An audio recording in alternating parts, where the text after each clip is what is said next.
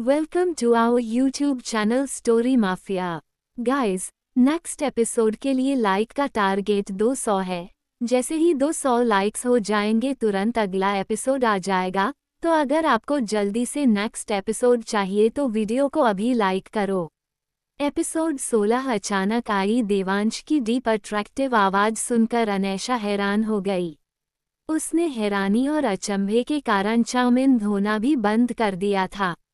उसके छोटे गीले हाथ ऑटोमेटिकली देवांश के सख्त हाथों के ऊपर चले गए। देवांश ने उसकी शोल्डर पर अपनी चीन टिका उसकी कमर पर अपने हाथों की पकड़ कसते हुए अनैशा को और ज्यादा गहराई से खुद से चिपका लिया। अनैशा देवांश के इंटेंस मूव्स फील कर और उसकी बातें सुनकर स्पीचलेस और नॉन रिएक्टिव हो गई थी। देवांश की बढ़ती करीबी के साथ ही उसकी स्ट्रॉन्ग मैनली बॉडी फ्रेग्रेंस अनैशा के सांसों में घुलने लगी। अनैशा ने बेख्याली में अपनी आंखें बंद करके अपना सर देवांश के पत्थर जैसे हार्ड सीने से टिका दिया। एक दूसरे के बाहों में समाये उन दोनों के बीच एक सुकून भरी शांति फैली हुई थी। देवांश अपनी आंखें बंद किए अनैशा के डेलिकेट नेक और स्मूथ कॉलर बोन पर अपनी शार्प नोज सडक्टिवली रब करते हुए उसकी बॉडी को डीपली स्निफ करे जा रहा था, ऐसे जैसे मानो वो अपने सांसों के थरू ही अनैशा को निगल जाना चाहता हो। देवांश से अनैशा के कमर पर अपनी उंगलियों की हल्की मूवमेंट की तो अनैशा मदहोशी में उसके बाहों के बीच सिकुड़ गई। अपने और देवांश के बीच घट रही दूरियों के साथ ही अनैशा की मदहोशियां बढ़ रही थी।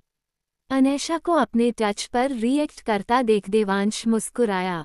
उसकी ये मुस्कान जेन्युइन और बहुत ज्यादा चार्मिंग थी। देवांश के बड़े हाथों को अपने छोटे छोटे हाथों से मजबूती से पकड़ते हुए अनैशा ने उसी पोजीशन में धीमी आवाज में पूछा, देव अगर आपने सच में मुझे इतना ज्यादा मिस किया तो फिर आज से 2 साल पहले आपने मुझे खुद से दूर क्यों किया?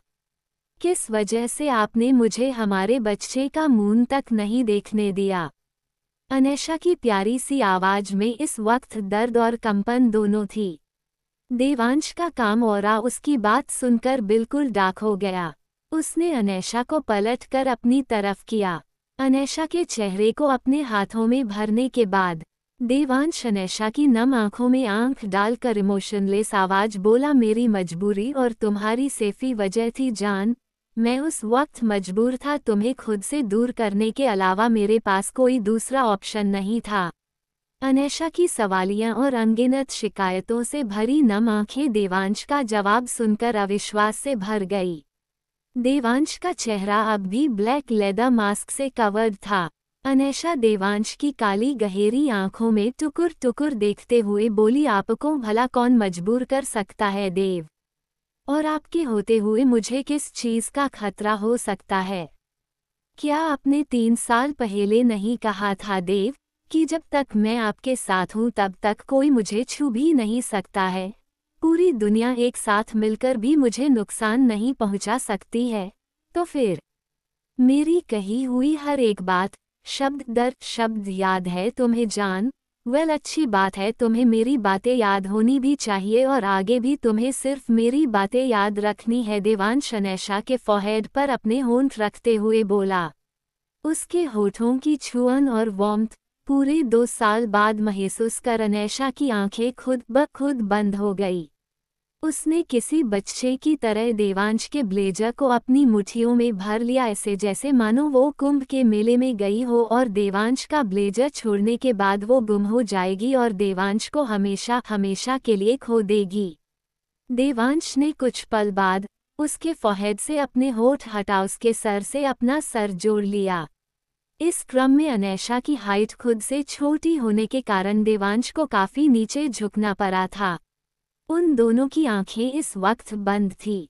अनैशा के सॉफ्ट गाल अपने अंगूठे से सहलाते हुए और उसकी नोज से अपनी नोज रब करते हुए देवांश बोला, जान इसमें कोई दो राय नहीं है कि मेरे होते हुए और मेरी मौजूदगी में पूरी कायनात एक साथ मिलकर भी तुम्हें नुकसान नहीं पहुंचा सकती, पर तब क्या जब मैं खुद तुम्हें नुकसान पहुंचाना चाहूँ?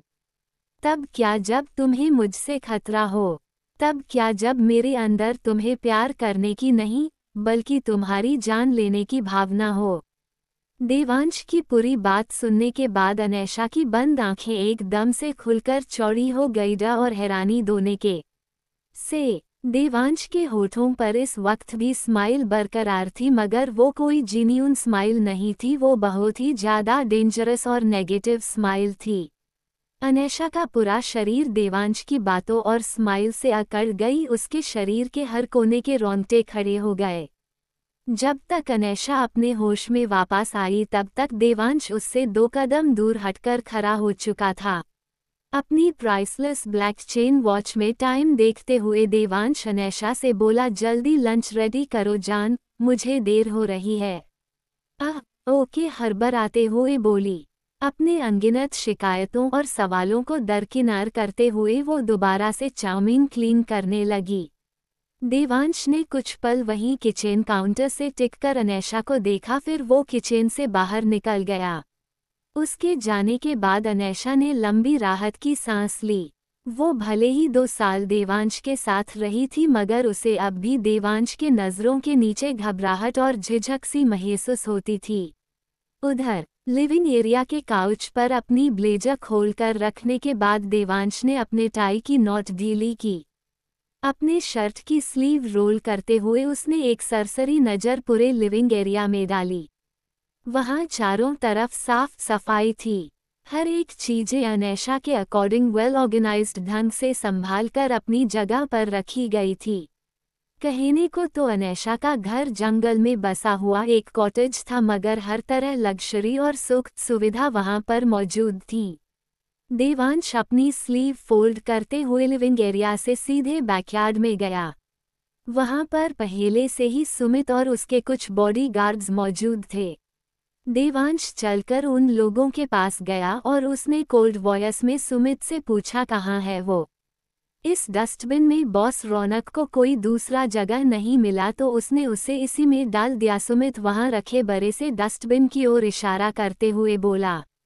तो देवांश ने उसी ठंडे लहजे में डस्टबिन को घूरते हुए पूछा, जिंदा है या?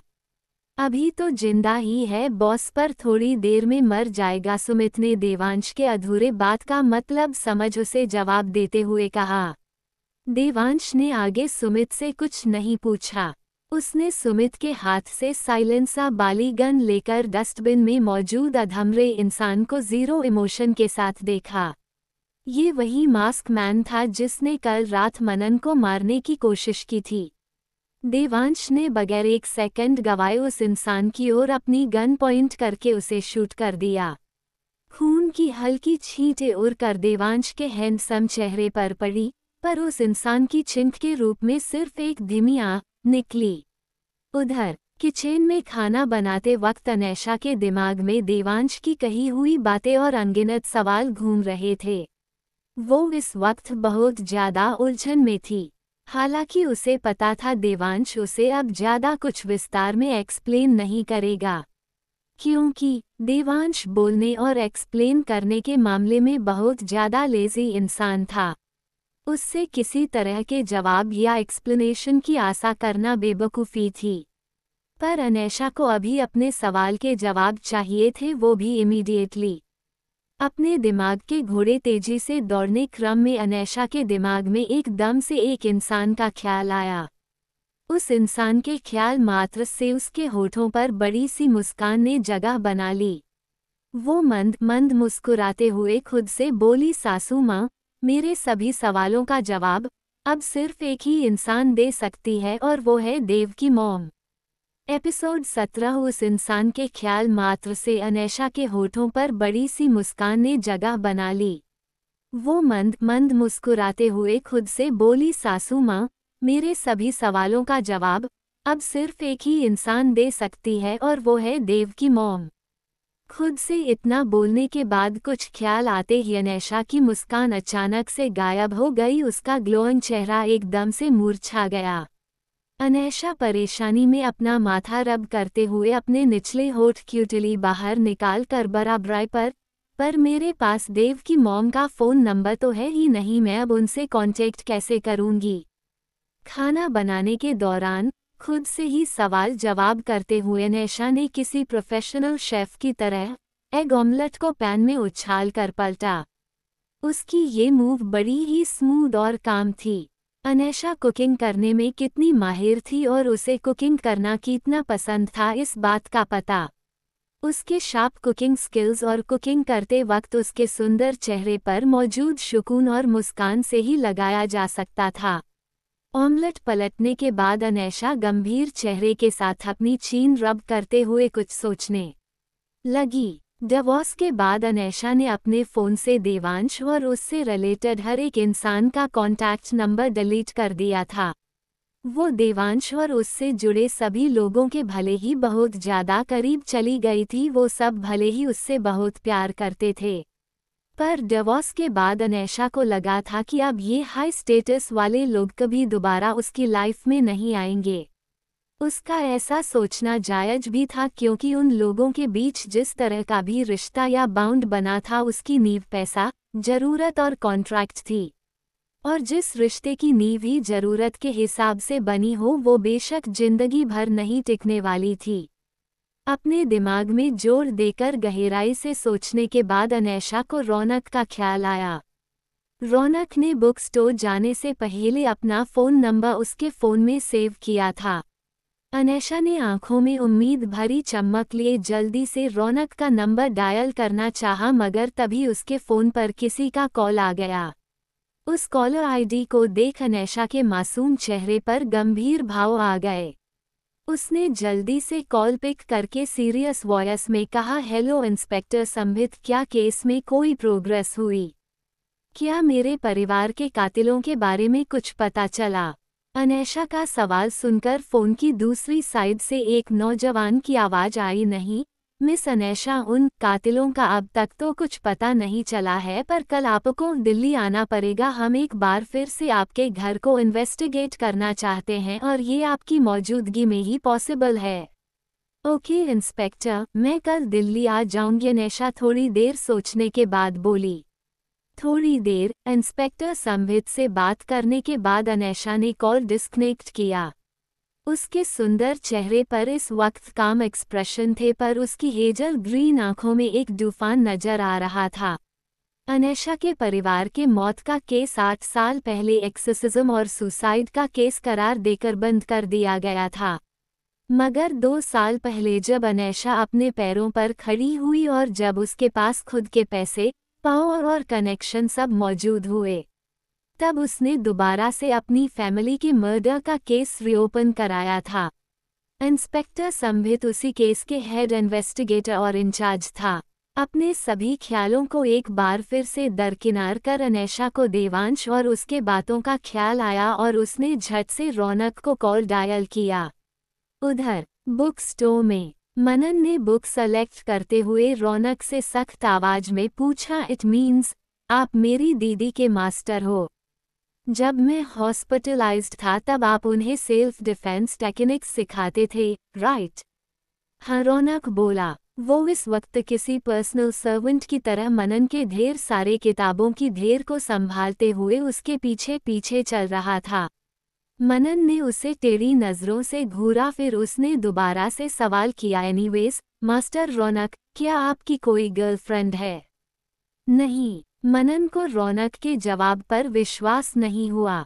उसने शक और शंका में अपनी आंखें सिकुड़ कर रौनक को घूरते हुए पूछा, अच्छा आपकी उम्र क्या है? 25। रौनक का जवाब सुनकर मनन सार्कास्टिक स्माइल के साथ बोला, रियली मास्टर रौनक, आप कह रहे हैं कि 25 की एज में आपकी कोई गर्लफ्रेंड नहीं है? सीरियसली, कहीं आप गे तो नहीं हो? रौनक ये सुनकर चलते चलते रुक गया। उसने बिना भाव के मनन को एक नज़र देखा और कहा, मैं गे ही हूँ। सच में? हाँ, मैं तुमसे झूठ क्यों बोलूँगा? मनन के क्रॉस चेक करने पर रौनक ने उसे क्लियरली जवाब दिया। तो मनन नॉर्मली अपना सर हिलाते हुए बोला, ओकाइगे होना कोई बुरी बात नहीं है। वेल, मैं आपके प्रे करूँगा आपको जल्दी से एक अच्छा लाइफ पार्टनर मिल जाएगा। मनन की बात सुनकर रौनक उसे गौर से देखने लगा। जब अनैशा को उसके गे होने की बात पता चली थी तब उसका रिएक्शन भी ठीक मनन की तरह ही था। अक्सर जब लोगों को उसके गे होने की बात पता चलती थी तो अधिकतर लोग उसे नीची, नफरत और घिन भरी नज़रों से देखने लगते थे, जो कि बिल्कुल गलत था। भले ही वो लोग मुंह पर उसे कुछ ना बोले, पर रौनक को लोगों का काला दिल और काली आंखें पढ़ने बखूबी आती थी। रौनक उन लोगों के मन और आंखों के भाव बखूबी जान लेता था। रौनक ने गौर से मनन को कुछ पल देखा। मनन और अनैशा दोनों बिल्कुल एक जैसे थे। उन दोनों का दिल बहुत साफ और अच्छा था। कम उम्र में अपने पूरे परिवार को खो देने के बाद भी उनकी परवरिश और संस्कार में कोई कमी नहीं थी। चाहे इंसान गरीब या अमीर क्यों ना हो, चाहे उनका जाति, धर्म, जेंडर अलग अलग ही क्यों ना हो, पर वो दोनों भाई बहन सबकी रेस्पेक्ट करते थे और सबको समान नज़रों से देखते थे। रौनक बड़ी गहराई से मनन को ऑब्जर्व कर रहा था, ये जानने के बाद कि उसके साथ मौजूद इंसान एक गे है। मनन की ब्राइट आंखें बिल्कुल सामान्य थी। उसकी आंखों में ना ही तो रौनक के लिए किसी तरह की गलत भावना या घिन थी और ना ही उसके लिए किसी तरह रिस्पेक्ट या सिंपैथी। मनन बिल्कुल नॉर्मल था और ये चीज़ रौनक को बहुत ज़्यादा अच्छी लगी थी। रौनक गे था, पर उसे ये चीज़ बिल्कुल भी पसंद नहीं थी कि लोग ये जानने के बाद उसे घिन या हद से ज़्यादा रिस्पेक्टफुली और सिंपैथी भरी नज़रों से देखे। हालांकि अब उसे लोगों की नज़रों या सोच से फ़र्क नहीं पड़ता था, पर ये बात भी सच थी कि उसकी अब तक की पूरी लाइफ में ऐसे 3 ही लोग थे जो उसकी सच्चाई जानने के बाद बिल्कुल नॉर्मल और कैजुअल रहे थे। पहला देवांश, दूसरी अनैशा और तीसरा मनन। इनके अलावा तो रौनक के अपने सगे माँ बाप तक उसकी असलियत जानने के बाद उसे घिन भरी नज़रों से देखने लगे थे। यहाँ तक उन लोगों बस इसी एक वजह से उसे अपने घर बेदखल कर दिया था। रौनक हल्की मुस्कान के साथ मनन का सर थपथपाते हुए बोला, छुटकी ने तेरी बहुत अच्छी परवरिश की है बच्चे। ऑफ कोर्स मेरी दीदी है ही इतनी अडोरेबल, वो अब मेरी अच्छी परवरिश तो करेगी ही, मनन प्राउड स्माइल के साथ बोला। बाकी चीज़ों में तो मनन और अनैशा एक जैसे ही थे, पर उन दोनों के स्वभाव में एक डिफरेंस था। अनैशा का स्वभाव बिल्कुल किसी रुई की तरह कोमल था। वो अपने अंदर सारी मिठास सोखे रहती थी। उसकी हर एक बातें बहुत ज़्यादा प्यारी होती थी। मगर मनन अनैशा के अलावा पूरी दुनिया के लिए बहुत ज़्यादा सख्त, रूड और एरोगेंट लड़का था। मनन को लगातार बुक्स पर बुक्स लेता देख वो भी अपने अपने क्लास से 2 क्लास ऊपर की। रौनक की आईब्राउ कस गई। उसने मनन से पूछा, इतनी सारी बुक्स, क्या तुम ये सारी बुक्स पढ़ लोगे बच्चे? ऑफ कोर्स मास्टर रौनक, ये तो बस मेरे 2 महीने का कोटा है, मनन बोला। जिस पर रौनक कुछ बोलने को हुआ, तभी उसका फ़ोन रिंग होने लगा। रौनक ने सावधानी के साथ अपने पॉकेट से फ़ोन निकालकर कॉल रिसीव किया, तो फ़ोन की दूसरी साइड से अनैशा की प्यारी सी आवाज़ आई, गुरुदेव, क्या आपके पास सासू माँ का फ़ोन नंबर है? अगर हाँ तो प्लीज़ मुझे वो जल्दी से सेंड कर दीजिए। रौनक अनैशा की बात पर कुछ बोल पाता उससे पहले ही अनैशा ने कॉल कट कर दिया। ये छुटकी, कहते हुए रौनक ने ठंडी आह भरी। उधर कॉटेज में अपनी सासू माँ का नंबर मिलते ही अनैशा की हरी आंखें एक्साइटमेंट में चमकने लगी। उसने झट से नंबर डायल किया। कॉल रिसीव होते ही अनैशा अपनी प्यारी सी आवाज़ में बोली, हेलो सासू माँ, आई मीन एक्स सासू माँ। उसके इतने बोलने के 2 मिनट बाद तक फ़ोन के दोनों तरफ शांति पसरी रही। 2 मिनट बाद फ़ोन की दूसरी साइड से एक बड़ी ही बदतमीज आवाज़ आई, हाँ बको। एक्स सासू माँ, मुझे आपसे देव के बारे में कुछ पूछना है, क्या मैं पूछ सकती हूँ? अनैशा ने पूछा। तो फ़ोन की दूसरी साइड से उसकी एक्स सासू माँ की अलासाई आवाज़ आई, हाँ जल्दी बको, तुम्हें जो पूछना है। अनैशा के चेहरे पर ये सुनकर गंभीर भाव आ गए। उसने सीधे मुद्दे पर आते हुए अपनी एक्स सासू माँ से पूछा, मैं जानती हूँ आपको देव के बारे में सब कुछ पता होता है, इसलिए मैं आपसे पूछना चाहती हूँ कि देव ने मुझे खुद से दूर क्यों किया? ऐसी कौन सी मजबूरी थी उनकी, जो उन्होंने मुझे हमारे बेबी का मुंह तक नहीं देखने दिया? एपिसोड 18 फोन की दूसरी साइड से उसकी एक्स सासू माँ की अलासाई आवाज आई। हाँ जल्दी बको, तुम्हें जो पूछना है। अनैशा के चेहरे पर ये सुनकर बेहद ही गंभीर भाव आ गए। उसने सीधे मुद्दे पर आते हुए अपनी एक्स सासू माँ से पूछा, एक्स सासू माँ, मैं जानती हूँ आपको देव के बारे में सब कुछ पता होता है, इसलिए मैं आपसे पूछना चाहती हूँ कि देव ने मुझे खुद से दूर क्यों किया। ऐसी कौन सी मजबूरी थी उनकी जो उन्होंने मुझे हमारे बेबी का मुंह तक नहीं देखने दिया। अनैशा के इस सवाल के बाद फोन के दोनों तरफ अनकही सी खामोशी पसर गई। कुछ क्षण बाद फोन की दूसरी साइड से आती डीप ब्रीदिंग की आवाज अनैशा के कानों में पड़ी। अनैशा के हाथों की पकड़ ये सुनकर अनायास ही अपने फोन पर कस गई। तभी उसकी एक्स सासू माँ की गंभीर आवाज उसके कान में पड़ी, देख क्यूट कैट, देवांश ने तुझे खुद से दूर किया, इसके पीछे एक बड़ी वजह है। मैं तुझे ये सब फोन पर अच्छे से नहीं समझा पाऊंगा और अभी मैं आउट ऑफ टाउन जा रहा हूँ, परसों मैं वापस आ जाऊंगा, फिर हम मिलते हैं। मैं मिलकर तुझे तेरे सारे सवालों का जवाब दे दूंगा, पर अभी के लिए तू देवांश को गलत मत समझियो, उसने जो भी किया तेरी भलाई के लिए किया है। And my little cute cat, you know he loves you so much. Anaisha ने अपनी एक्स सासू माँ की बात सुनने के बाद अपने होठ भींचते हुए एक लंबी सांस ली। वो अच्छे से जानती देवांश उसे बहुत ज्यादा प्यार करता है और वो भी उससे प्यार करती थी, पर इस वक्त कुछ चीजों की वजह से उन दोनों के बीच एक अनकही सी दीवार खड़ी हो गई थी, जिसे तोड़ने की पहल देवांश ने तो कर दी थी पर अनैशा चाहकर भी नहीं कर पा रही थी। अनैशा ने आगे अपनी एक्स सासू माँ से कोई बात नहीं की, उसने आगे बगैर कुछ कहे कॉल डिस्कनेक्ट कर दिया। कुछ वक्त तक बगैर हिले डुले खड़े रहने के बाद अनैशा दोबारा से खाना प्रिपेयर करने लगी। अनैशा मेंटली बहुत स्ट्रंज थी। 12 साल की उम्र में ही अपनी पूरी फैमिली को खो देने के बाद और फिर अपने अपनों के धोखे की शिकार होने के बाद अनैशा ने खुद को और मनन को अकेले संभाला था। कम उम्र से ही जिम्मेदारियां उठाते उठाते और इस खुदगर्ज दुनिया से लड़ते लड़ते अनैशा को बुरी से बुरी और खराब से खराब सिचुएशन से डील करने की आदत सी पड़ गई थी। वो अब इस कदर मजबूत बन चुकी थी कि वो अब कैसी भी परिस्थिति में घबराती ही नहीं थी। वो हर तरह के मुसीबतों और परेशानियां को अब बिल्कुल काम और कंपोज तरीके से हैंडल करती थी। उसने अब मान लिया था कि परेशानी और मुसीबतें उसकी लाइफ में उसकी आत्मा की तरह है, मौत से पहले ये दोनों चीजें कभी उसका साथ नहीं छोड़ने वाली है। एक से एक delicious Chinese dish dining table पर डेकोरेट करने के बाद अनैशा अपने दोनों हाथ पीठ की ओर उलझाए एक साइड खड़ी होकर अपनी सुंदर हेजल ग्रीन आंखों से देवांश की ओर टुकुर टुकुर देखने लगी।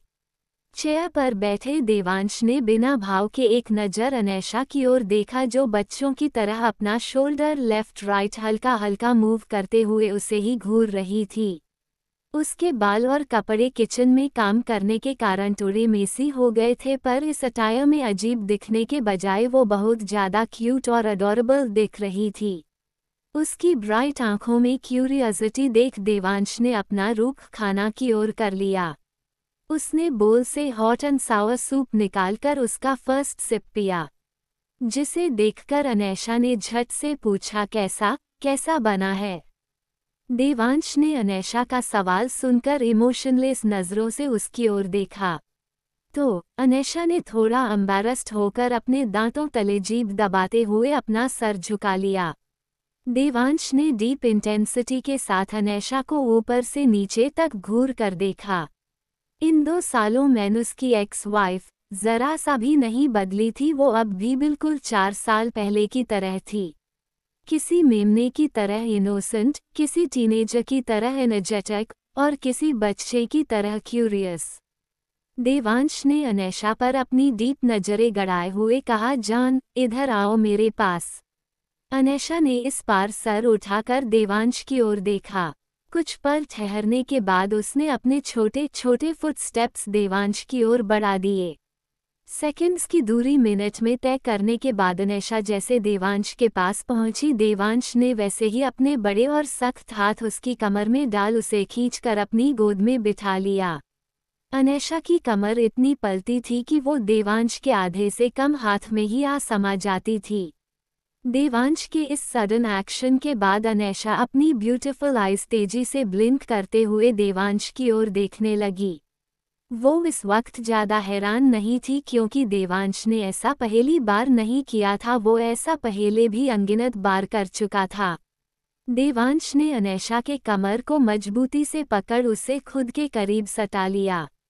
उसकी इस मूव से अनैशा की बॉडी सेंसेशनल गूसबम्स के साथ स्टिफ हो गई। देवांश ने झुककर उसकी कानों में अपनी गर्म और गहरी सांसें छोड़ी तो अनैशा ने अपनी आंख मिचते हुए देवांश के शर्ट को अपनी मुट्ठियों में भर लिया। देवांश अनैशा के कान से अपने वेट लिप्स टच करते हुए लो अट्रैक्टिव आवाज में बोला, जान, this soup is absolutely delicious but not more than yours. Devansh की डीप मीनिंग बेशर्मी भरी बातें सुनने के बाद अनैशा का कान और चेहरे सुर्ख लाल पड़ गया। देवांश ने अनैशा के क्यूट पिंकिश नोज और चीक्स देखे तो उसके चेहरे पर हल्की स्माइल आ गई। उसने अनैशा के नोज पर किस करते हुए कहा, जान, तुम अब भी वैसी ही हो, no one can change you. Anaisha ने देवांश की बात सुनी पर वो बोली कुछ नहीं।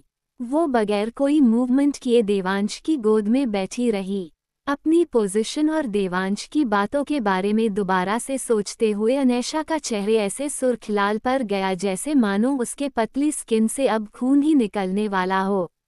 देवांश ने कुछ पल उसे देखा, फिर वो उसी पोजीशन में अनैशा को थामे खाना खाने लगा। इस बीच वो अनैशा को भी खिला रहा था। अनैशा चुपचाप किसी ओबीडिएंट स्टैच्यू की तरह देवांश के हाथों खाना खाने लगी।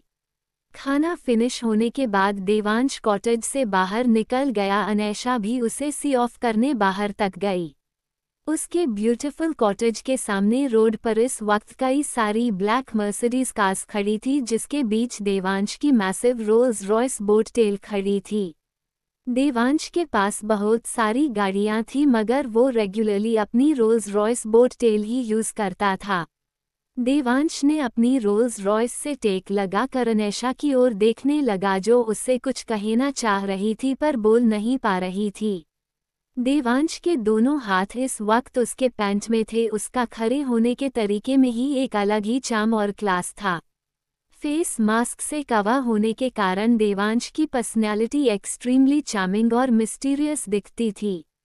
खाते वक्त भी उसका चेहरा मास्क से कवर्ड था।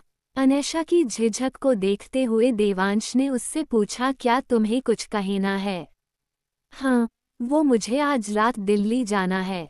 देवांश की बात सुन कुछ पल की चुप्पी के बाद अनैशा ने अपने मन की देवांश से कहे डाली, पर उसके बोलने का तरीका ऐसा था जैसे मानो वो देवांश से परमिशन मांग रही हो। देवांश ने उसे कुछ पल खामोशी से देखा, फिर उसने अनैशा को कमर से पकड़ उसे खुद करीब करने के बाद अपनी सख्त उंगलियों से उसके बालों के लटकान के पीछे करते हुए बोला, जाओ, पर अपना ख्याल रखना और मैं कॉल करूं तो मेरा कॉल टाइम से रिसीव कर लेना, ओके? ओके, अनैशा बोली। उसके दोनों हाथ इस वक्त देवांश के ब्रॉड चेस्ट पर था और वो बड़ी सी स्माइल के साथ देवांश की ओर देख रही थी। देवांश की हाइट बड़ी होने के कारण अनैशा को उसकी ओर देखने के लिए अपना सर पूरा आसमान की ऊंचा ओर उठाना पड़ रहा था। कुछ पल वैसे ही खड़े होने के बाद देवांश ने उसके फोरहेड पर अपने होंठ रखते हुए कहा, मुझे आज आउट ऑफ कंट्री जाना है। किसी चीज की जरूरत हो तो रौनक को या शिव को कॉल कर लेना और न्यूज में कुछ भी दिखाए, don't trust them, okay? Take them as a joke, okay? Anaisha किसी अच्छे स्टूडेंट की तरह देवांश के सभी बातों में हामी भरते हुए बोली। देवांश की कार के चले जाने के बाद अनैशा मुस्कुराते हुए पलटकर कॉटेज के अंदर की तरफ बढ़ गई। इसी बीच उसे अपने गर्दन में कुछ भारी और मेटालिक चीज सा महसूस हुआ। अनैशा रुक गई। उसने अपने गले में देखा तो पाया कि उसके गले में एक पलती सी प्लैटिनम चेन है। उस चेन में एक रिंग भी अटैच्ड था। वो रिंग दिखने में बहुत सिंपल मगर खूबसूरत थी। उसमें एक रेयर ग्रे कोन शेप्ड डायमंड लगा हुआ था जो उस रिंग की ब्यूटी और ज्यादा निखार रही थी। अनैशा ने कुछ पल उस रिंग और चैन को घूर घूर कर देखा, फिर उसने उस ओर देखा जहां से देवांश की का गई थी।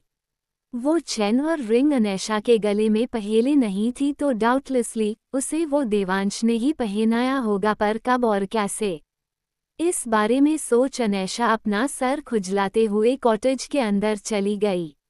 जब तक पढ़ाकू मनन अपने किताबों का ढेर लेकर कॉटेज वापस आया तब तक हल्का अंधेरा हो गया था। लिविंग एरिया में कदम रखते ही मनन बड़ी सी मुस्कान के साथ अनैशा को आवाज लगाते हुए बोला, दीदी, दुनिया का सबसे समझदार और ओबीडिएंट बच्चा घर वापस आ गया। मनन की आवाज सुनकर स्टूडियो में बैठी अनैशा मुस्कुराई। उसने अपने लैपटॉप पर वीडियोस की एडिटिंग करते हुए कहा, अगर दुनिया का सबसे समझदार और ओबीडिएंट बच्चा घर वापस आ गया है तो उसे कहो वो अपने बुक्स जाकर स्टडी टेबल पर रख दे और किचन में जाकर खाना खा ले। मैं फ्री होकर उसके बुक्स अरेंज कर दूंगी और गुरुदेव को भी खाना दे देना। ओके दीदी। वेल, दुनिया का सबसे समझदार और ओबीडिएंट बच्चा यानी कि आपका भाई अपने बुक्स खुद अरेंज कर लेगा, आप इसकी फिक्र मत कीजिए, आप बस अपना काम कर लीजिए। मनन हल्की मुस्कान के साथ बोला। वो इस वक्त काउच पर किसी प्रिंस की तरह फैलकर बैठा था। वही रौनक उसका पूरा बुक उठाए खड़ा उसे बुरी तरह घूर रहा था। मनन रौनक को देख हंसते हुए बोला, ऑल राइट मास्टर रौनक, आज आप मेरी वजह से कुछ ज्यादा ही परेशान हो गए हैं और आपने मेरी बहुत ज़्यादा मदद भी की है, इसके लिए आपका तहे दिल से धन्यवाद। अब आप एक कष्ट और कीजिए, मेरे ये सारे बुक्स मेरे रूम में स्टडी टेबल पर रखाइए प्लीज़, मेरा रूम उस तरफ है।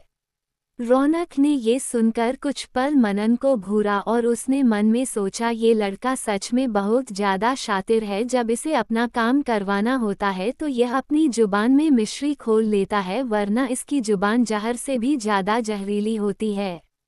खाना खाने के बाद मनन अपने बुक्स अरेंज करने चला गया। शाम को 7 बजे अनैशा की फ्लाइट थी, उसे घर से निकलने में अभी 1 घंटा बचा था। रौनक जब तक अनैशा वापस नहीं आ जाती तब तक कॉटेज में ही मनन के साथ रुकने वाला था। अनैशा के चारों मित्र भी उससे मिलने आने वाले थे और वो लोग भी अनैशा की गैर मौजूदगी में कॉटेज में ही रुकने वाले थे। अनैशा लिविंग में बैठी अपना फ़ोन यूज़ कर रही थी, तभी अंकित, मीरा और माही वहां आए। अनैशा को बिल्कुल सही सलामत देखते ही उन तीनों ने उसे ग्रुप हग कर लिया।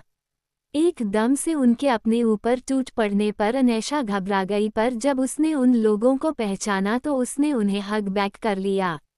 मीरा ने अनैशा का चेहरा अपने हाथ में भरते हुए किसी माँ की ममता और फिक्र अपनी आंखों में लिए उससे पूछा, एनी डार्लिंग, तू ठीक तो है ना?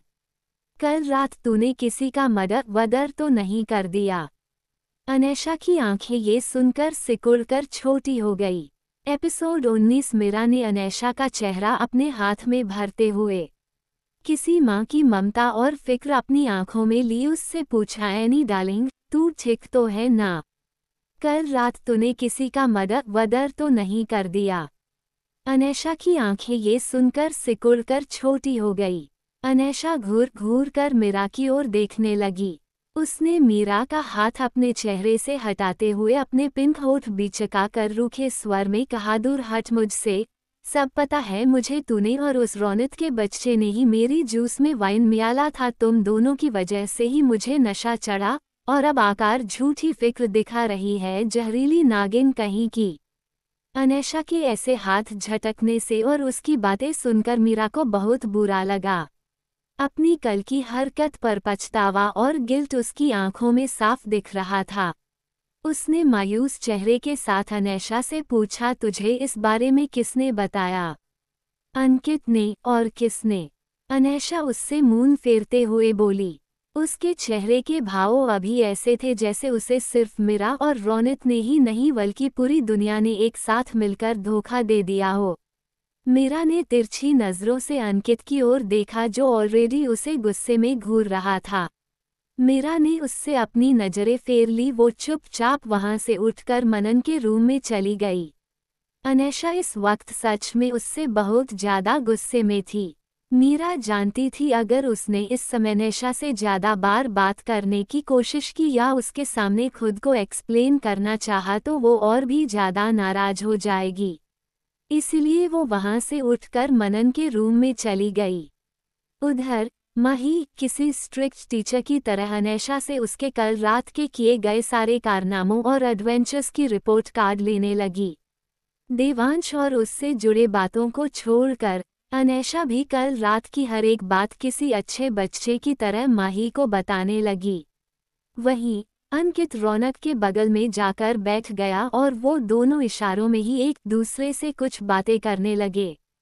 अनैशा को लगता था कि अंकित उसके साथ कॉलेज में पढ़ने वाला कोई मामूली लड़का और उसका फ्रेंड है जो किसी भाई की तरह उसकी केयर करता है और उसे प्रोटेक्ट करता है। पर असल में अंकित की असलियत कुछ और ही थी। अंकित देवांश का आदमी था जिसे देवांश ने पिछले 2 सालों से अनैशा के कॉलेज में और उसके आसपास रहकर उसे प्रोटेक्ट करने की जिम्मेवारी सौंपी थी।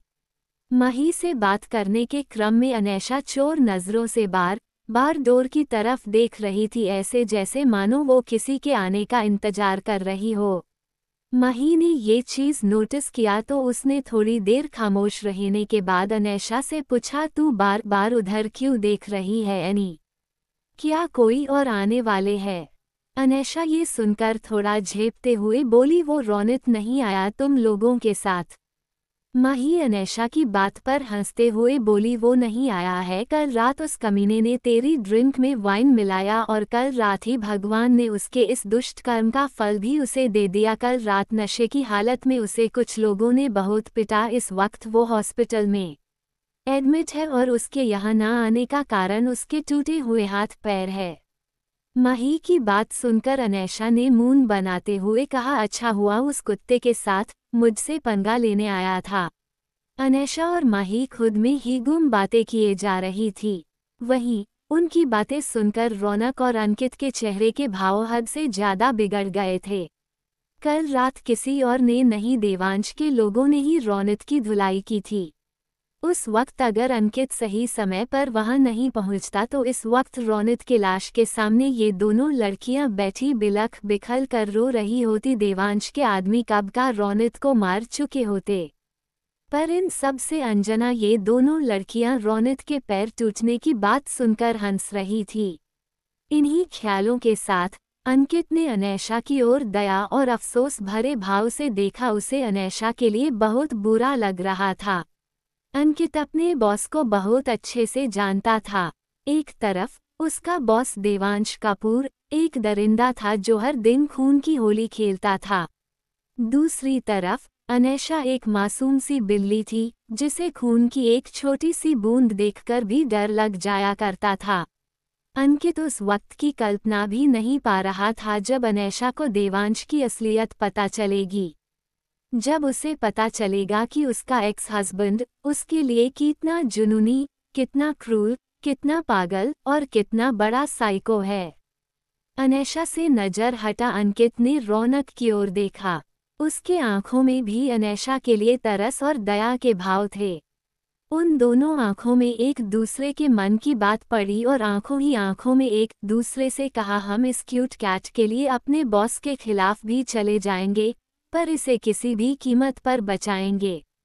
थोड़ी देर बाद अंकित अनैशा को एयरपोर्ट छोड़ने के लिए निकल गया।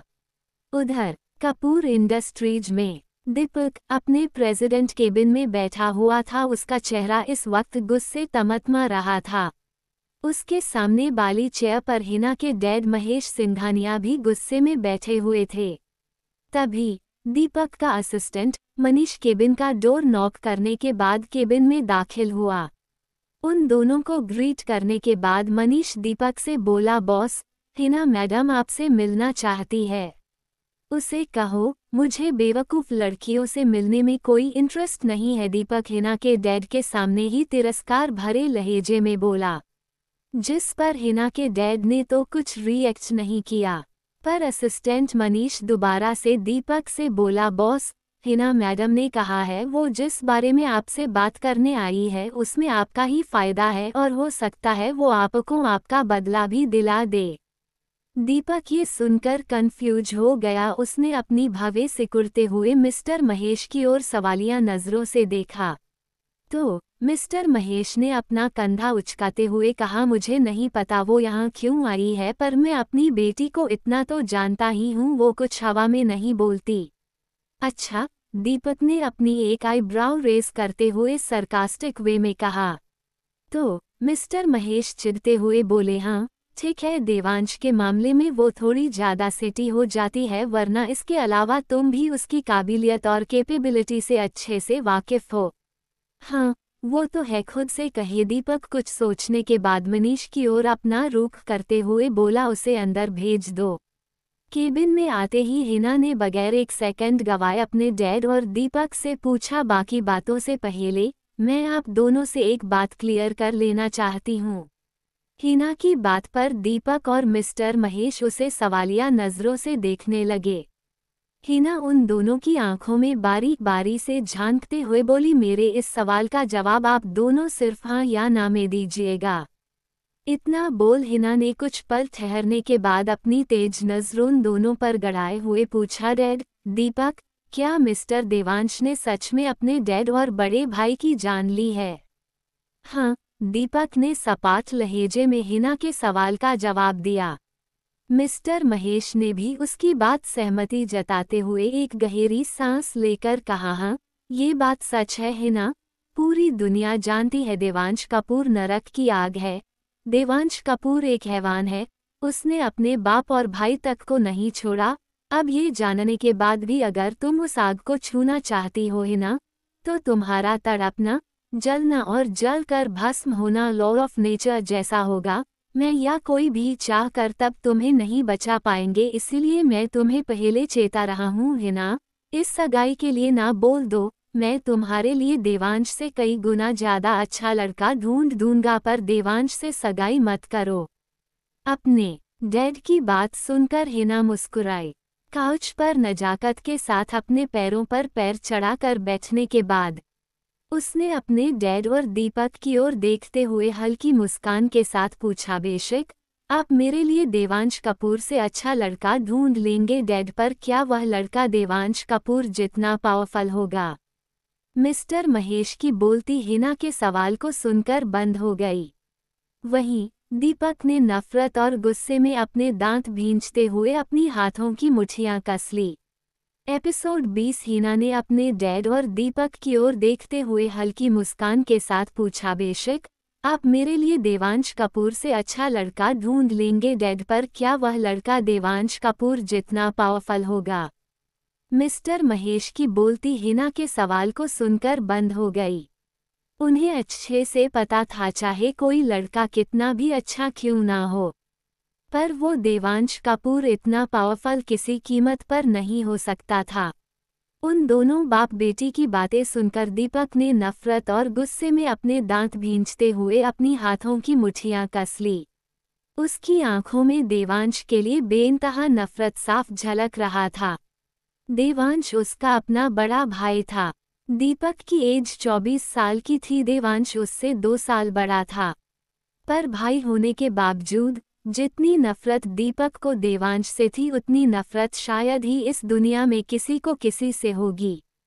दीपक के देवांश से नफरत करने की सबसे बड़ी वजह थी उसके डैड और बड़े भाई की मौत। दीपक उस समय मात्र 17 साल का था जब उसने देवांश को अपने डैड और भाई को तड़पा तड़पा कर मौत के घाट उतारते देखा था। मरते वक्त उसके बड़े भाई का ऐसा कोई अंग नहीं बचा होगा जहां देवांश ने गोली ना मारी हो। और उसके डैड नमन कपूर, उन्हें तो देवांश ने उसके आंखों के सामने किसी कसाई की तरह लोहे को भैंस के अंदर डालकर उस लोहे की भैंस को आग में जलाकर पिघला दिया था। हिना के सवाल ने एक बार फिर से दीपक के आंखों के सामने वो खौफनाक और दर्दनाक मंजर लाकर पटक दिया जब देवांश ने अपने ही डैड और भाई की जान ले ली थी। दीपक के पुराने और कभी ना खत्म होने वाले जख्म एक बार फिर से ताज़ा हो उठे। लोगों की नज़रों में ये बात भले ही एक अफवाह की तरह थी, पर दीपक, हिना के डैड और पूरी कपूर फैमिली इस बात की साक्ष्य थी। उन लोगों ने देवांश की क्रूरता और हैवानियत अपनी खुली आंखों से देखा था। हालांकि बहुत कम लोग देवांश के इस हैवानियत की असली वजह जानते थे, पर दीपक को अब वो वजह जानने में कोई दिलचस्पी भी नहीं थी। उसे बस इतना पता था कि देवांश ने उसके डैड और भाई की जान ली है और उसे देवांश की जान लेनी है, उसे तड़पाना है। देवांश को भी उस दर्द का एहसास दिलवाना है जो उसने पिछले 7 सालों से अपने डैड और भाई की गैर मौजूदगी में झेला था। हिना ने हिडेन स्माइल के साथ दीपक का गुस्से से भरा चेहरा देखा। आखिर वो यही तो चाहती थी। उसके सवाल का मकसद दीपक को उकसाना और उसे अपना आपा खोने पर मजबूर करना ही तो था। अपनी एविल स्माइल और खतरनाक इरादों को चालाकी से छिपाने के बाद हिना अपने हाथ में पकड़ी फाइल के पेजेज पलटते हुए सबका ध्यान अपनी तरफ खींचने के इरादे से गंभीर स्वर में बोली, वो लड़की जिसे मिस्टर देवांश कल रात अपनी वाइफ बता रहे थे, उसका पूरा नाम अनैशा माथुर है, ब्रिगेडियर अमर माथुर की बड़ी बेटी। ब्रिगेडियर अमर माथुर की बेटी? क्या तुम उसी माथुर फैमिली के बारे में बोल रही हो हिना, जिसके 8 मेंबर्स ने 10 साल पहले एक साथ सुसाइड कर लिया था? दिल्ली के फेमस एक्सोसिज्म के केस वाला माथुर फैमिली? मिस्टर महेश ने अपनी बेटी की बात सुनकर कुछ सोचते हुए पूछा। तो हिना ने अपना सर हाँ में हिलाते हुए कहा, हाँ डैड, वही आमी फैमिली जिसकी मौत आज तक एक मिस्ट्री बनकर रह गई है, जिसके एक्सोसिज्म का केस उस वक्त बहुत फेमस हुआ था। हिना के डैड उसका जवाब सुनकर अनैशा के बारे में जानने के लिए और ज़्यादा क्यूरियस हो गए। हिना ने उनकी क्यूरियोसिटी समझ आगे अनैशा की इन्फॉर्मेशन पढ़ना शुरू किया। 4 साल पहले अनैशा माथुर ने दिल्ली छोड़ दिया था। उसके बाद वो 2 साल तक कहाँ गायब थी, इस बारे में मेरे लोगों को कोई इन्फॉर्मेशन नहीं मिली, पर 2 साल पहले वो अचानक से एक दिन मुंबई में दिखी और तब से ही वो मुंबई में अपने छोटे भाई के साथ रह रही है।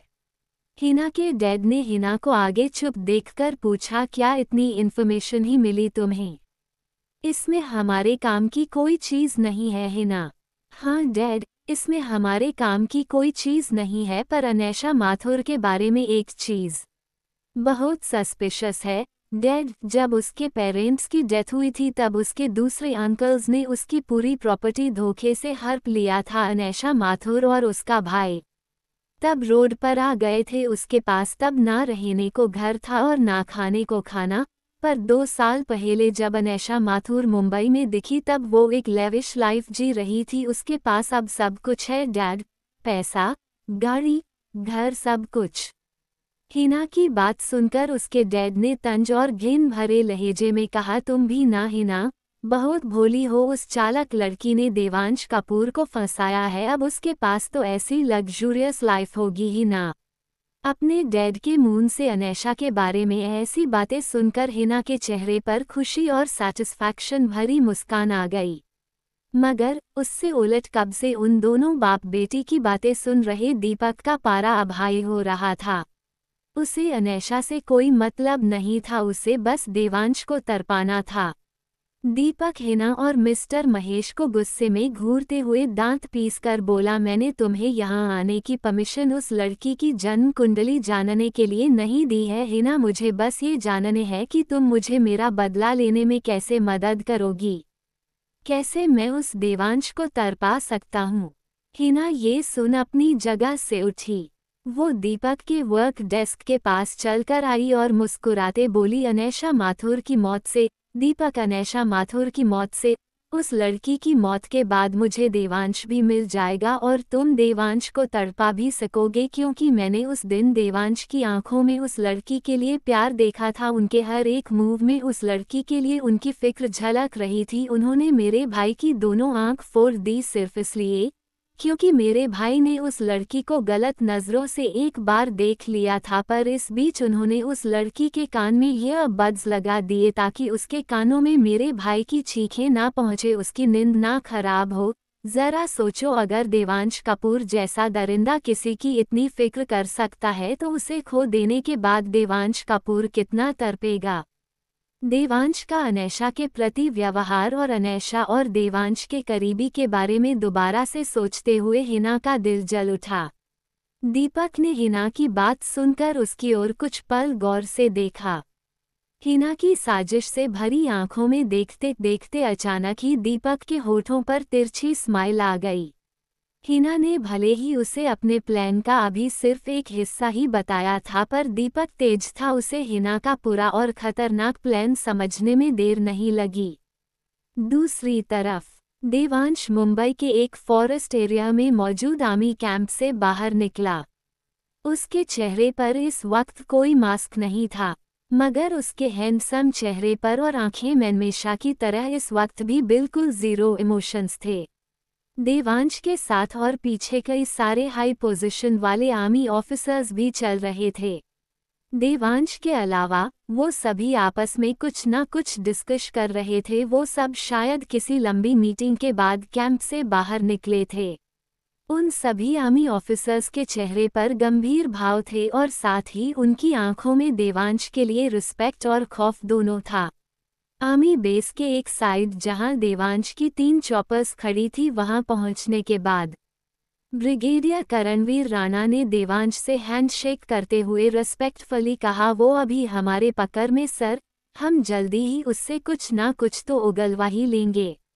I hope so mister Rana, Devansh काम वॉइस में बोला। हैंडशेक के 6 सेकंड बाद तक देवांश ब्रिगेडियर राणा की आंखों में एकटक देखता रहा।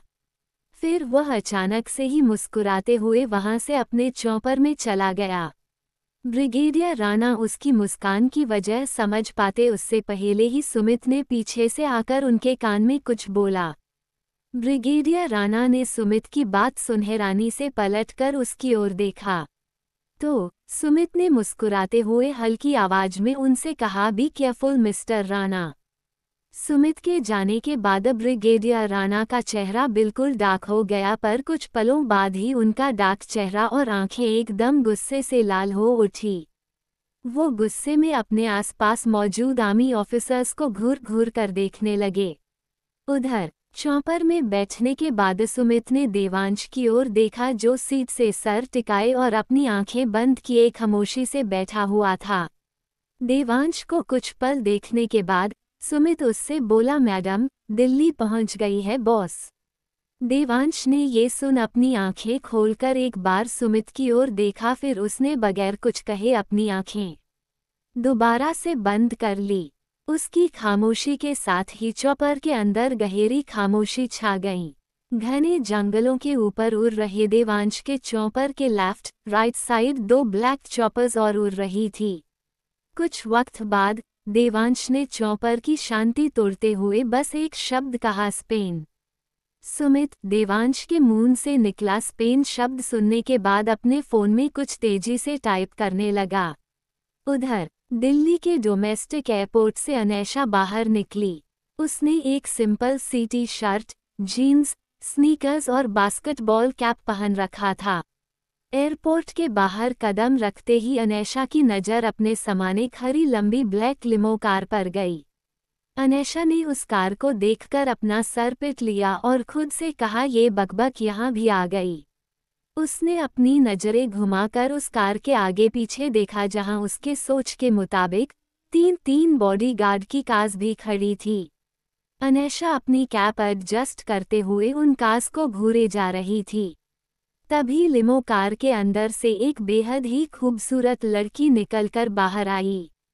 तीखे नयन नक्श वाली 1 piece knee length red dress और ब्लैक हाई हील्स पहनी वह लड़की शिखा अवस्थी थी।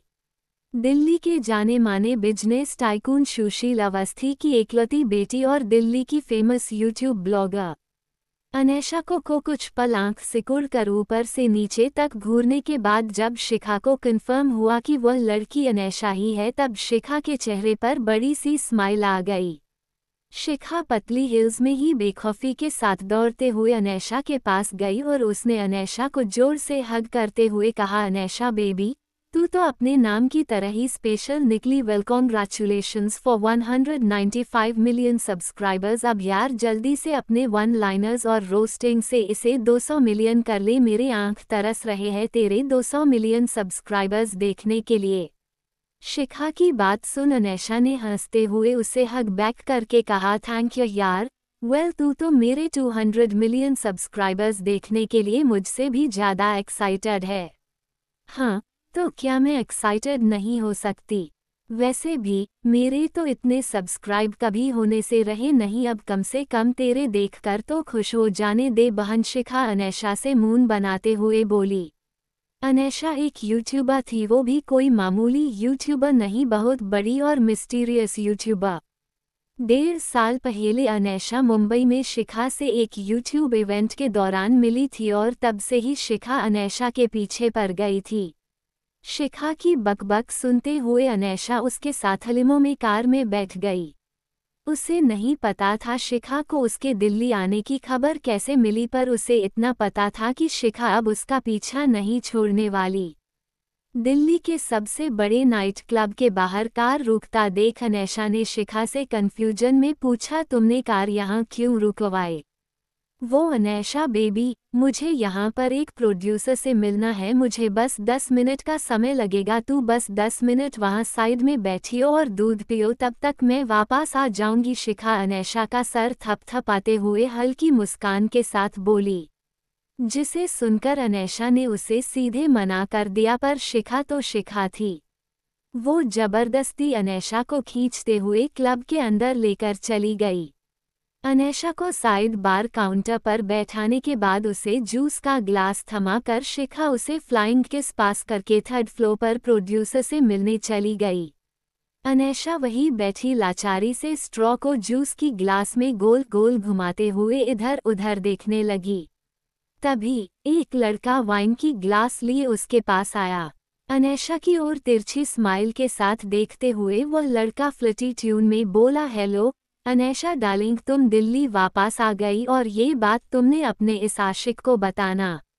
गाइस, नेक्स्ट एपिसोड के लिए लाइक का टारगेट 200 है। जैसे ही 200 लाइक्स हो जाएंगे तुरंत अगला एपिसोड आ जाएगा। तो अगर आपको जल्दी से नेक्स्ट एपिसोड चाहिए तो वीडियो को अभी लाइक करो। Thanks for watching.